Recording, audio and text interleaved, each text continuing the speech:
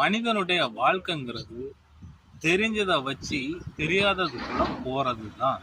இது உதாரணத்துக்கு சில விஷயங்கள் நமக்கு தெரியுது, அதை வச்சுக்கிட்டு நம்ம புதுசா ஒரு கட்டடம் போடுறோம்.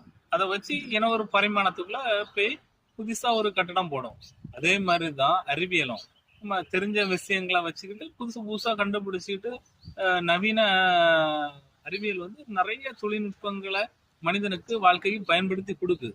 அதோடு முடிச்சு அறிவியல் வந்து நமக்கு நிறைய விஷயங்களை கொடுத்துருக்கு. ஆன்மீகமா அறிவியல்னு நம்ம புரியாம சில விஷயங்கள் பைபிளா இருக்கட்டும், குரானா இருக்கட்டும், பகவத்கீதையா இருக்கட்டும், சில விஷயங்களை நமக்கு கொடுத்துருக்காங்க. அதை வச்சு புரிஞ்சுக்கிட்டு அடுத்த கட்டத்துக்கு போகாமையே இந்த புல்லட் தான் 0467ங்கிற மொபைல் தான் உண்மை அப்படின்னு நினைச்சிட்டு சொல்லிட்டே இருக்காங்க. அதாவது பைபிள் தான் உண்மை, குரான் தான் உண்மை. இதை வச்சுக்கிட்டு புதுசா நீ ஒரு மதத்தை கண்டுபிடி. அதுதான் அறிவியல், அதுதான் ஆன்மீகம். கண்டிப்பா